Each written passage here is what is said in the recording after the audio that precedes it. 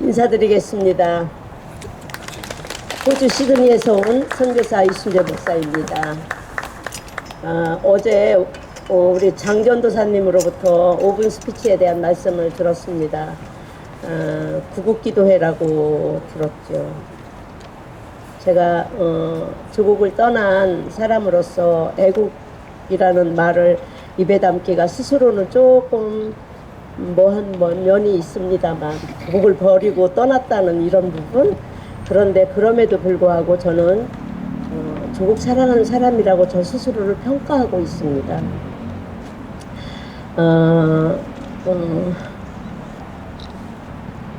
감격이 됩니다. 왜냐면요, 시드니에서 조국을 위해서 기도하고 있거든요. 저는 3시간 기도를 하고 있습니다. 조국을 위한 기도를 하고 있습니다. 조국의 상황과 형편 너무나 잘 알고 있습니다. 그래서 속이 터집니다. 어떨 때는 머리가 터질 것 같고 가슴을 찢어서 내어 보였으면 좋겠습니다. 그럼에도 불구하고 그렇게 해도 되지 않는 현실 앞에 좌절하고 주님 앞에 무릎을 꿇을 때가 많이 있습니다. 제가 한국에서 목회할 때는 제가 86년도 8월 1일부터 첫 목회를 나갔는데요. 목회할 때 저희는 청년들, 학생들에게 조국을 떠나라, 이 땅을 떠나라, 그런 얘기를 많이 했습니다. 왜냐하면 우리나라는 여러분들 다 아시다시피 소련이나 중국에게서 중국으로부터 우리는 우리의 자원을 많이 빼앗겼습니다. 그래서 우리는 자원이 없습니다. 우리 땅 속에 자원이 있나요? 없습니다. 그들이 다 훔쳐갔어요. 그렇기 때문에 우리에게 있는 자원은 너희들이다. 너희 두뇌다. 너희들이 전 세계 어느 나라에 가서든지 태극기를 걸고 너희가 살면 그곳이 대한민국이고, 너희가 예수의 피를 뿌리고 예수의 이름으로 너희가 거기서 살면 그것이 하나님의 나라다. 그런 마음으로 우리는 아이들에게 그렇게 말을 하면서 저희 자신도, 저희 부부도 2003년도에 시드니에서 그 목회 청빙을 받아서 시드니로 옮겨지게 되었습니다. 그때 제가 이민 갈 때 기억나는 것은 대형 태극기를 가지고 갔습니다. 거실의 한 면을 태극기로 완전히 덮었습니다. 그리고 제가 이제 유학을 오거나 아니면 워킹 홀리데이로 오는 아이들에게 이렇게 말합니다. 너 저거 뭐냐? 태극기인데요. 그럼 국기에 대한 맹세문 한번 해볼래? 그래요. 그러면은 요즘 아이들이 국기에 대한 맹세문을 할 수 있나요? 모릅니다. 그게 뭔 말인지도 몰라요. 너 우리 집에 있으려면 국기에 대한 맹세문 해야 돼. 그럼 이제 시간을 주십시오 해가지고 막 정신없이 외웁니다. 길지 않으니까 금방 외우죠, 젊은 애들은. 그래서 저 다 외웠어요. 사모님 저 다 외웠어요. 야, 한번 해볼래? 그래. 나는 자랑스러운 태극기 앞에 예, 그렇게 큰 소리로 아이들이 그렇게 합니다. 야, 2번째 관문이야. 그러면 또 있어요. 그래요. 또 있지. 우리 집은 아무나 오는 곳이 아니야. 뭔데요? 국민교육 헌장을 해야 돼.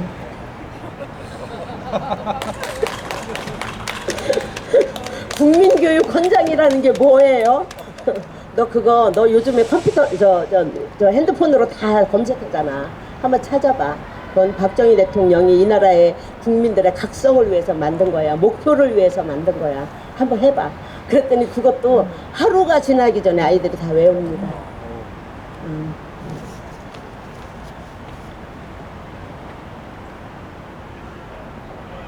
태극기를 걸은 지 3년 정도 되었을 때 우리 아들이 이렇게 말했어요. 엄마, 시드니 임시정부 이제 그만 거두시지요. 이래서. 그래서 제가 아들 말을 잘 듣는 형이라서 그래서 태극기를 걷었습니다. 전사님 죄송합니다. 물 좀 주세요.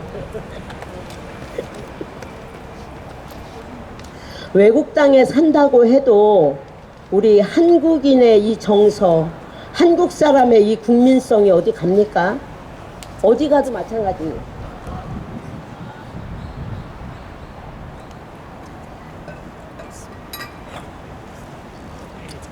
그럼에도 불구하고 전 세계 어디에서나 우리 한국인들이 으뜸이 되는 소식을 여러분들 많이 들으셨을 것입니다. 그럼에도 불구하고 현실은 녹록하지가 않습니다. 만만치가 않습니다.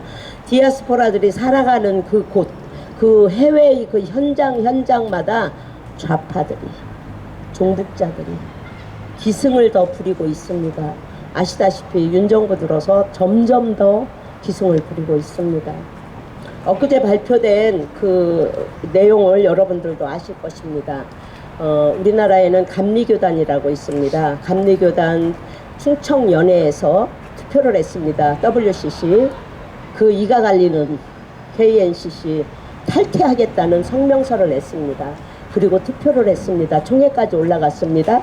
당연히 가결됐습니다. 그럼에도 불구하고 그 중에 단 1% 몇몇 사람, 두어 사람 이름까지는 밝히지 않겠지만 그 사람들의 그 반대하는 그 성명서나 이걸 보니까요 기가 막혀요. 이 사람들이 정말 사람의 탈을 인두껍을 쓴 짐승이 아니고서는 대한민국이라는 이 혜택된 그 하늘의 축복을 받은 이 나라에 살 수 있는 자격조차 없는 사람들, 이 사람들이 목사라는 이름으로 기독교계의 목사라는 이름으로 많은 사람들을 호도하고 왜곡하고 나라를 망하게 하고 있습니다.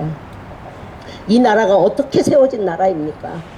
여러분 알다시피 사형수였던 우남 이승만 박사, 이분을 하나님께서 한성감옥에서 끌어내지 않았습니까? 이 나라를 세우시려고. 아시죠? 좀 대답 좀 해주세요.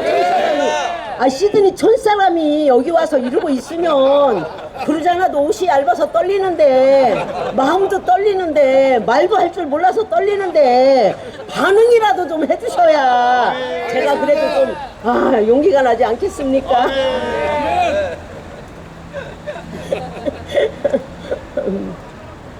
우리가 알다시피 이승만 대통령은 미국에서의 그 4년 동안의 그 짧은 시간 동안에 우리가 알다시피 아이비리그의 그 혁혁한 그 대학들을 하버드나 스탠포드나 이런 대학들을 다 박사까지 마치고, 그리고 이분이 한국에 돌아와서 한 일이 무엇입니까?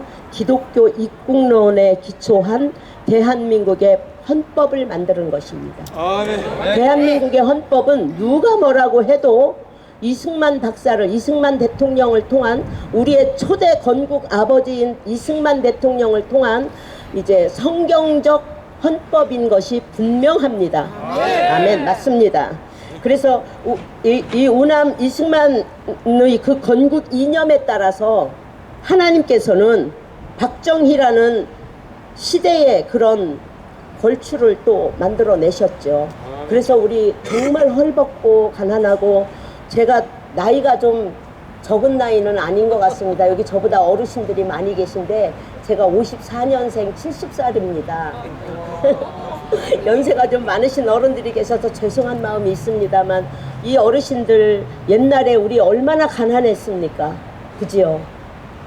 기억나시지요? 우리 정말, 저도 가난해서 조그만한 거 하나라도 혼자 먹을 수 없었어요. 나눠 먹었어요. 옛말에 콩 한 쪽도 나눠 먹는다는 말이 우리들이 그렇게 살아왔던 거잖아요, 사실. 그죠? 지금 애들한테 콩 한 쪽을 나눠 먹으라면, 그까짓 거 안 먹고 말지.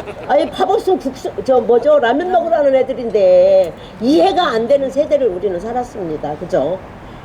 그렇게 가난한 나라를 박정희라는 그분이 이 나라를 사람처럼 살 수 있도록 이렇게 만들어 주셨습니다. 그러나 한편으로는 하나님의 역사가 승할수록 사단의 그 괴계가 강한 것처럼, 한편으로는 전교조를 통해서 젊은 아이들이, 어린 아이들이 교육을 받고, 그 사람들이 나이를 먹고 세월이 가면서 이제는 사회의 모든 자리를 장악하고 지도권 자리에 있을 때에 이 나라가 이렇게 심하게 어려워지고 뒤틀려진 것입니다. 어제 택시 타고 오면서 택시기사 어르신이 이 얘기를 하시더라고요. 뜬금없이 윤정부 1년 동안에 나라를 다 말아먹어서 우리가 이렇게 힘듭니다 라고 말하더라고요. 근데 이거는 국민의 거의 비슷한 정서입니다. 여기 계신 분들은 깨어있는 분이고 조국을 위해서 구국기도 하시는 분이니까 이 말에 비웃으시잖아요. 저도 비웃죠. 말이 안 되는 얘기죠. 상황을 모르는 얘기죠. 거짓말에 속은 얘기죠. 그러나 사실은 국민의 대다수는, 제가 알기로는 한 80% 이상은, 어쩌면 요즘엔 젊은 애들이 깨어난다고 하지만 그 80% 정도 되는 국민들은 어제 만났던 그 기사처럼 그렇게 생각하고 있을 거라고 저는 사료하고 있습니다. 윤 정부가 이 1년 동안에 나라를 말아먹어서 서민들이 이렇게 살기가 어려워졌대요. 그래서 내가 기사 선생님 제가 한 말씀 해도 되겠습니까? 하고 말했습니다. 이 나라가 언제부터 망했냐면요, 지난 5년 정권 초기에 원전을 팔아먹을 때부터, 원전을 파괴할 때부터 이 나라는 망한 겁니다. 출애굽기라는 책이 있습니다. 물론 그 기사님은 안 믿는 분이니까 제가 이 얘기는 안 했습니다만은, 출애굽기에 보면은 애굽의 장로들이 왕에게 나아가, 바로에게 나아가서 말합니다. 왕이여, 왕은 아직도 애굽이 망한 거를 알지 못하십니까? 이렇게 말하잖아요. 기억나시죠? 우리나라가 사실은 그때 그 상황이었던 겁니다. 원전을 팔아넘기고 파괴시키고 기술자들을 다 외국으로 다 내보내고, 그들이 월급을 받기 위해서 딴 나라로, 특히 중국으로 많이 가고, 전 세계 원전 1위였던 우리나라는 이제는 가장 큰 벌이었던 그것. 제가 어제 그 기사 아저씨한테 이렇게 말했어요. 아저씨가 일을 하셔서 돈을 벌어서 가정의 가계를 담당하지 않습니까? 나라도 마찬가지입니다. 돈이 들어와야지요. 돈을 벌어야지요. 무엇인가 일이 있어야지요. 가장 큰 돈이 들어오는 것을 문정부에서 가장 먼저 파괴한 것입니다. 그래서 나라가 이렇게 어려워지기 시작한 것입니다. 국제 정세에 따라갈 수 없도록 유가가 올라도 자기 정부 내에서는 지난 5년 동안 그거 막아내느라고 얼마나 그들도 고생했겠습니까? 윤 정부 되자마자 올리지 않으면 올리지 않으면 안 되도록 되었잖아요. 우리는 알지요. 그러나 국민들은 모릅니다. 국민들은 이렇게 말합니다. 아니, 윤 정부가 들어서자마자 기름값이 올랐어. 전기세가 올랐어. 생활의 이 사회 기반의 모든 가격들이 다 올랐어. 어떻게 살란 말이야 도대체. 이 말이 맞습니까? 그만큼 속고 있습니다, 이 나라는. 저희같이 바깥에서 사는 사람들은요, 진짜 아까 말씀드린 것처럼 고선짝이라면 뒤집어 까보이고 싶습니다. 정말 무엇이 옳은 것인지, 무엇이 그른 것인지, 그것이 분별이 안 돼서가 아니라 분별하지 못하는 대한민국의 이 국민들을 바라보면서 정말 가슴이 아픕니다. 제가 이제 태극기 얘기를 한 가지 더 하면은요, 이 문정부 때에 제가 한국에 들어오게 되었습니다. 그 직전에 무슨 일이 있었냐면, 문정부에서 태극기 없애기 운동, 애국가 없애기 운동 기억하시는 분 있습니까? 저희 외국에서 이 손가락 운동 엄청나게 했습니다. 손가락 애국 운동 엄청나게 했습니다. 그때 당시에는 제가 시민권자가 아니었기 때문에 국회 법사위에도 들어갈 수 있었습니다. 그래서 엄청나게 활동을 많이 했습니다. 그러고 나서 막 그것이 이제 이게 이제 이 사회적 이제 무리가 있어지니까 이제 슬그머니 꼬리를 빼려는 찰나에 저희가 한국을 들어왔습니다. 들어왔는데 인천공항으로 제1공항으로 들어왔는데 그 공항 뒤에 보면 하얏트 호텔이라고 있잖아요. 그 호텔 그 옆면으로 대형 태극기가 흔들리는 거예요. 그거를 보고 제가 버스를 타고 보면서 하나님께 감사도 했지만 얼마나 감격이 되든지 정말 얼마나 감격이 되든지요. 하나님, 그렇습니다. 이 태극기는 이 나라의 상징이고 하나님이 주신 이 나라의 표시입니다. 이것은 절대로 없어질 수 없고, 저 북쪽에 있는 붉은 사람들이 이것을 없애기 전까지는 그렇게 되면은 안 됩니다. 그렇게 되면은 안 됩니다. 이 나라는 하나님이 보호하사 이 나라 만세, 대한민국 만세가 주님 오시는 날까지, 주님 다시 오시는 날까지, 우리가 서진 예루살렘을 향하여 나아가는 그날까지 이 나라와 이 나라의 그 태극기와 애국가는 계속되어져야 된다고 저는 생각하고 있습니다. 아멘 해주셔서 감사합니다. 아멘. 아멘. 그들의 목적은 뻔하죠. 어떻게 해서라도 이 나라를 망하게 하려고 가장 먼저 원하는 게 그거잖아요. 북한과 동질되게 원하잖아요. WCC나 이런 모든 그쪽의 사람들은 원하는 것이 똑같아요. 뭐예요? 미군 철수예요. 미군 철수. 다른 건 아무 문제가 안 돼요. 미군 철수만 하면 된다. 딴 거는 니네 원하는 대로 다 해줄게. 미군 철수만 해라. 지금 이루고 있잖아요. 그게 지금 벌써 몇십 년을 이루고 있는 겁니다. 다행히 끈기 있는 우리나라 국민성 때문에, 그래도 몇몇 여기 앉아 계신 여러분들 때문에, 이렇게 기도하시는 분들 때문에 이 나라가 여기까지 에베네셀의 하나님이 지켜주셨습니다. 이 나라가 앞으로도 그 에베네셀의 하나님이 여호와 이레로 예비하신 그날이 있을 것을 우리는 믿습니다. 여러분들도 믿으시지요? 우리가 그날을 바라보고 힘써 더욱 주님 앞에 기도하며, 더욱 주님 앞에, 오늘 여기에 보니까 교회가 교회되게, 나라가 나라되게. 맞습니다. 제가 오늘 낮에도 주변에 있는 분들하고 대화를 나누면서 이런 얘기를 했습니다. 우리나라는 회개가 필요합니다.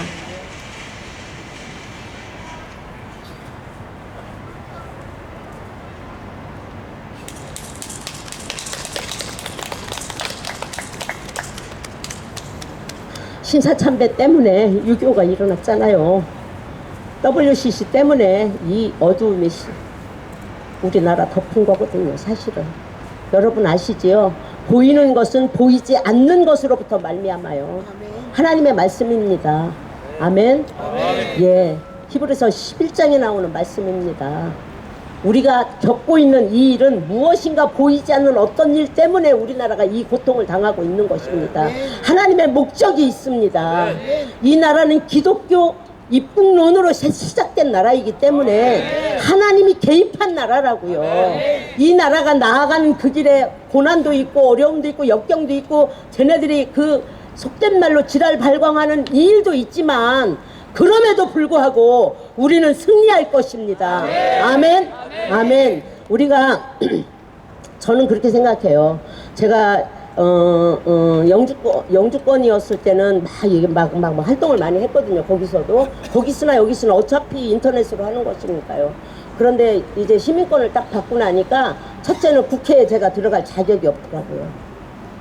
국회 법사위에 이 악한 국회의원들이, 그 사람들이 국회의원 법 하나를 만들어 상정하면 1인당 돈이 얼마씩 떨어집니다. 그래서 그렇게 법을 많이 만들어내는 거예요. 아셨죠? 아시고 계시죠? 그래서 그렇게 법을 많이 만들어내는 겁니다. 그런데 우리가 그거를 막아내려니까 너무 역부족인 거예요. 물론 우파적 개념을 가지신, 철두철미하신 우파적 그 변호사나 검사 출신 이런 분들이, 그들이 상정하는 법을 전부 연구를 합니다. 연구를 해서 이 법은 이래서 반대해야 되고 저 법은 저래서 찬성해야 되고, 근데 찬성해야 되는 거는 100개 중에 2개 정도, 나머지는 다 반대해야 될 악법들입니다. 그럼 이제 저희들은 이제 그 법을 받아가지고 전부 이제 막 사람 막 다 불러가지고서 이 손가락 애국 운동을 하죠. 지금 그 뒤로는 못하는 겁니다. 제가 시민권을 받고 나서는. 이게 이제 제가 시민권 받고 나서 가장 마음이 아팠던 것 중에 하나고, 또 저는 이제 사실은 그쪽에서는 그쪽에서대로 제 나름대로의 사역과 어떤 이런 것들이 있기 때문에, 하나님의 부르심이 있기 때문에, 한국에 뭐 한국 사람이 아니니까요, 한국에 돌아와 온다 뭐 이럴 수가 없는 상황이라서 제 자신으로 봐서는 너무나 안타까운 일이지만, 그러나 여기 계신 여러분들은 여러분들의 주권을 분명하게 사용하시기를 바랍니다. 여러분들의 주권을 그냥 흐리멍텅 그냥 여러 사람의 그냥 굴러가는 그 분위기 따라 가면 안 됩니다. 물론 그러지 않으시니까 이 자리에 계시겠죠? 그죠? 앞으로 이제 이 나라는 정말 어려운 시기도 올 것이고, 어쩌면 그것에 반등해서 하나님의 역사를 보는 시기도 올 것입니다. 저는 그렇게 기도하고 있습니다. 그렇게 되기까지 여러분들의 기도가 필요하고, 또 나처럼 나가 있는 사람의 기도도 필요합니다. 저희는 기도하고 있습니다. 저희는 날마다 기도하고 있습니다. 여러분들도 이렇게 이 자리에서 이렇게 기도해야 한다는 것이 얼마나 감격이 되던지, 말만 들어도 저는 마음이 막 울컥하고 그랬습니다. 고맙습니다. 정말 고맙습니다. 국익이 아닌 것에 우리는 목숨 걸고 반대해야 된다고 생각합니다. 아까도 말씀드렸지만 지금 현재로서는 우리가 어떤 애국을 할 수 있을까? 저는 저 자신을 기준으로 생각할 때 일단은 뭐 목소리를 높여서 누군가를 설득할 수 있으면 설득하고 자료나 이런 것을 갖추고 분명한 설득을 할 수 있다면 정말 좋습니다. 왜냐하면 젊은 아이들이나 좀 생각이 좀 있는 사람들은 자경화되는 그 교육을 받아왔죠. 전교조 교육을 받아왔지요. 그럼에도 불구하고 논리적이기 때문에 눈앞에 보여지는 수치 때문에 그들은 돌아올 가능성이 있습니다. 문제는 연세가 많으신 분들은 이런 분들이 더 어렵더라고요. 대화를 해보니까 처음부터 우파였으면 괜찮아요. 그런데 좌파적 사상을 가지고 있고 왜곡되고 뒤틀린 사상을 가지고 있다가 이런 말을 들으면 막 공격하더라고요. 그래서 그런 분들도 좀 이렇게 주변에 계시면 이렇게 다독이고 밥도 사먹이시고 그러면서 그분들도 이렇게 하나하나 전도하는 것과 똑같다고 저는 생각합니다. 그래서 이게 복음을 전하는 것, 또 예수를 전하는 것, 아니면 이게 나라의 우파적 개념을 전하는 것 똑같다고 저는 생각합니다. 사실 우리나라는 저는 이렇게 기도하고 생각했습니다. 하나님께서 마지막으로 윤 정권 5년을 주셨는데 1년이 지나갔습니다. 앞으로 4년 남았습니다. 이 4년 동안에 지나간 5년 동안에 엉클어 놓은 뒤죽박죽 해놓은 이 나라를 원상태로 돌리는데 어떤 분이 통계를 냈는데 30년 걸린다고 돼 있더라고요. 보셨을 겁니다. 30년이래요. 아마 그럴지도 모르죠. 그러나 30년까지 가면 안 됩니다. 우리는 30년까지 가면 안 되고요.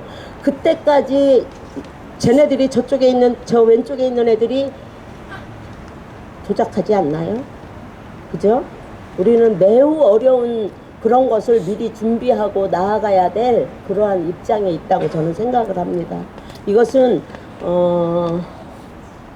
여러분들 한국뿐 아니라 해외에 있는 저 같은 사람에게도 똑같이 당면한 얘기입니다.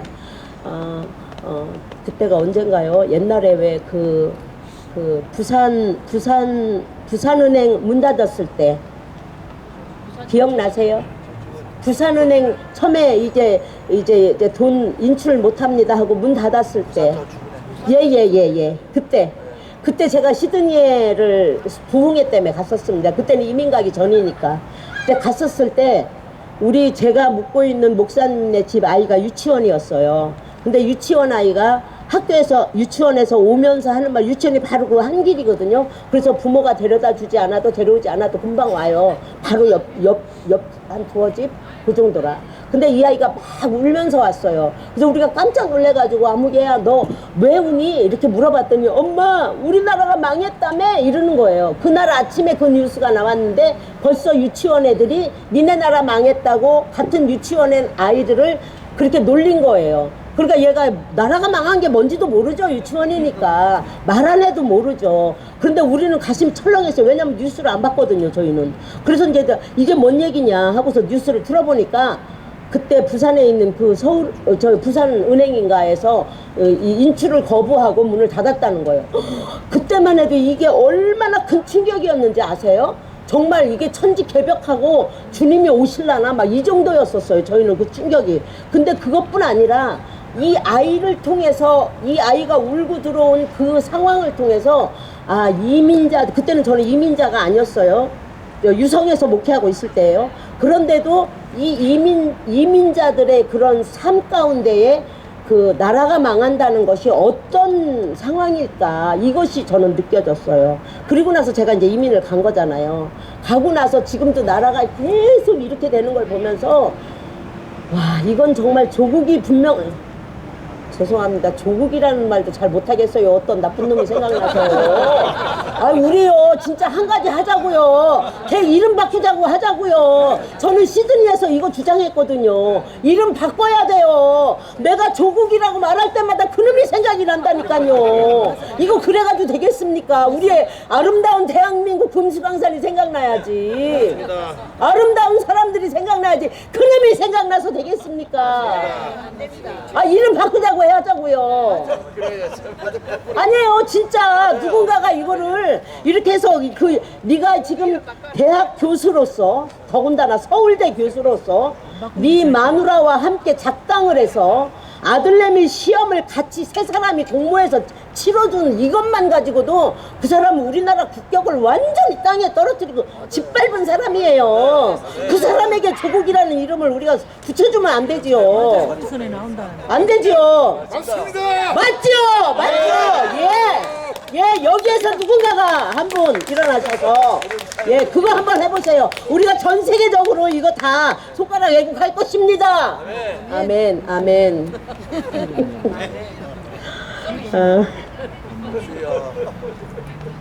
사실 한국은 매우 위험한 지경에 있습니다. 이거는 외국에 나가 살아서가 아니고 통계적으로 나와 있어요. 왜냐하면 출산율이 없기 때문에 여러분 아시다시피 지금 뭐 국민학교가 문을 닫는다 이 수준은 벌써 몇십 년 전부터 있어 왔고 이제는 어린아이 하나가 나면 이 어린아이가 자기가 빚지지 않았어도 나라의 빚을 몇 억씩 갚아야 되는 어깨에 짐을 짊어지고 있습니다. 그래서 젊은이들은 더 기피합니다. 키우기도 어렵고 교육하기도 어렵고 자식 양육하기도 어려워서도 안 되지만 나라의 빚 때문에도 생각이 있는 사람들은 아이 안 낳으려고 합니다. 점점 아이를 안 낳게 되니까 인구 절벽입니다. 완전. 그래서 이 나라는 가만히 냅둬도 망합니다. 망합니다. 여러분들의 자녀들은 아기 많이 낳습니까? 저는 손주가 5명입니다. 그럼에도 불구하고 더 낳았으면 싶습니다. 근데 이제는 저도 죄송합니다. 연세가 있어서 손주 봐주기가 어려워서 권하라는 말을 못했습니다. 그래서 이 나라가 출산율과 이념 전쟁으로 어두운 게 사실이에요. 사실은.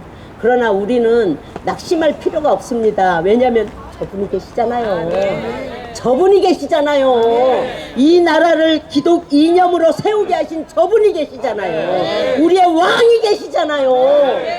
우리가 이곳에서 힘써 기도하고 간구할 때 저분이 오늘도 들으시고 내가 너희의 기도를 오늘 들었다 말씀하실 것입니다. 그 하나님을 찬양합니다. 그 하나님을 높여 찬양합니다. 아멘. 감사합니다.